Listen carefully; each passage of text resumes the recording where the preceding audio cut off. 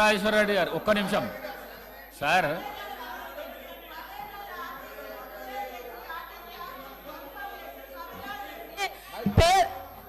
పదేళ్ల టీఆర్ఎస్ ప్రభుత్వంలో ఆర్టీసీ ఆస్తులను ధ్వంసం చేసి కుదేలు చేసి కబ్జాలు చేసి ఆర్టీసీ ఉద్యోగులు ఆత్మహత్య కారణమైన వీళ్ళు ఇవాళ ఆర్టీసీ గురించి మాట్లాడుతున్నారు.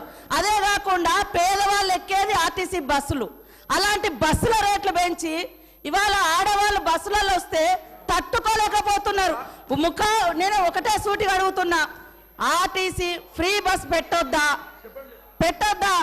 ఇవాళ మీరు వ్యవసాయం చేయనటువంటి బీడు భూములకు లక్షాధికారులకు కోట్లాది రూపాయల నోళ్లకు వ్యవసాయం పేరుతోటి రైతు బంధు కట్టబెడితే ఏ పేదోళ్ళైనా రోడ్ల మీదకి వచ్చి మీ ఇళ్ళ ముంగర ధర్నా చేసిర్రా? ఈరోజు ఆటోలను ముందు పెట్టి మీ అధికారం రావాలని ఎప్పుడు మీరు సెంటిమెంట్లను వాడుకొని ఒకరిని ముందు పెడతారు, ఆ తర్వాత మీరు వెనక నుంచి వస్తారు. ఇది మీ నైజం. గతంలో కూడా అగ్గిపుల్లలు దొరకక డ్రామాలు చేస్తే పాపం వేరే పిల్లలు ఆత్మహత్య చేసుకున్నారు.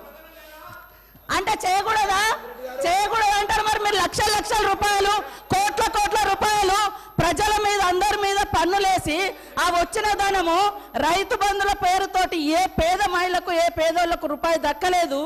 కానీ మీరు మాత్రము లక్షలు ఎత్తుకున్నప్పుడు ఏ పేదోళ్ళన్న రోడ్ల మీదకి వచ్చి మాకెందుకు ఇవ్వలేదని అడిగించేటట్టుగా మేమన్నా రెచ్చగొట్టినామా?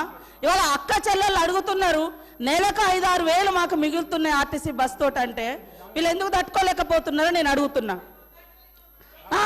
మరి ఎక్కడ ఏం దొరకనట్టుగా అదే మాట్లాడుతున్నారు. మొత్తం వీళ్ళు అన్ని తీసేయండి. కాబట్టి ఆర్టీసీ బస్సులలో మహిళలు ప్రయాణం చేస్తే మీకేం ప్రాబ్లం అది చెప్పండి.